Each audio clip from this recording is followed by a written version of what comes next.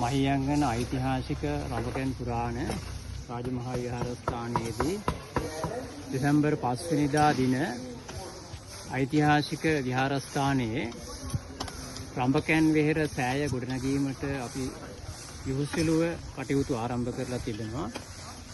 යානුව ඉල්පුර 15ක් පොහෝ දිනයේදී සතරගම්පේරුවේ දායක පිරිස යොදාගෙන අද දවසේදී මහා සමදාන ව්‍යාපෘතියක් ආරම්භ කරලා තියෙනවා.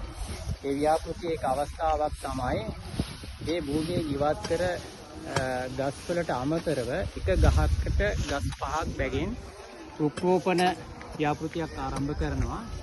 ඒක අද දවසේදී විශාල පිරිසක් එකතු වෙමින් මේ භූමිය තුළ රුක්‍රෝපණයට අවශ්‍ය කරන වලවල් කැපීම, සුද්ධ පවිත්‍ර කිරීම ආදී කටයුතු සිදු කරන විශාල ජනතාවක් වෙහෙස වෙලා මහන්සි වෙලා වැඩ කරනවා.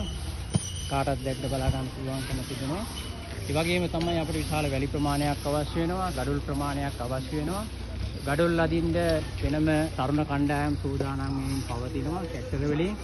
ඒ වගේම තමයි වැලි හයන උපාසක උපාසිකාවන්, තරුණ තරුණියන්, පුංචි දරුවන් පරා ඇවිත් මේ විහාර භූමිය, චෛත්‍ය මළුව සුද්ධ පවිත්‍ර කිරීම සඳහා පුදුමේදී උනන්දුවක් ඕනකමක් ඇතුව අද දවසේදී කටයුතු කරනවා. ඒක මේ ප්‍රදේශයේ විහාරස්ථානයේ ජනතාවට ලැබෙන මහා භාග්‍යයක් හැටියට සැලකන්නේ. වෙනදාට වඩා රඹකැන් වෙහෙරේ ඉදිවෙන ගාමිණී අභය විහාරමහා දේවී රඹකැන් මහා සෑයේ වැඩ කටයුතු ආරම්භ කරන්නට මාසකට ඉහතදී පෙර සූදානම් පිළිබඳව බලනකොට පුදුමාකාර උනන්දුවක් ඕනකමක් දක්වනවා. මේ ප්‍රදේශීය ආධ්‍යාත්මික චෛත්‍යයක් ඉදිවීමේ බලාපොරොත්තු ඇතිව තමයි මේ ප්‍රදේශයේ සියලුම ජනතාව ඒකරාශී වෙමින් එකතු වෙමින් මේ භූමිය පවිත්‍ර කිරීමේ ඇතුළත් අවශ්‍ය භාණ්ඩ රැස් කරමින් සූදානම්. මේ අපි මතක් කරනවා මේ අවස්ථාවේදී ප්‍රදේශවාසී, පළාත්වාසී, ලංකාවාසී, ලෝකවාසී සියලු දෙනාටම අනාගතයේදී එහෙමත් නැත්නම් තවත් මාසකදී මුල්ගල් තැබීමට ශිලා ප්‍රතිස්ථාන කටයුතු ආරම්භ කරන්නට බලාපොරොත්තු වෙන මේ චෛත්‍ය රාජයන් වහන්සේ වෙනුවෙන් ශ්‍රමදාන කටයුතු, ඒ වගේම අවශ්‍ය ද්‍රව්‍ය ආධාර, මුදල් ආධාර ශක්ති ප්‍රමාණයෙන් ඔබට හැමදිනාටම ලබා දෙන්න පුළුවන්කම තිබෙනවා.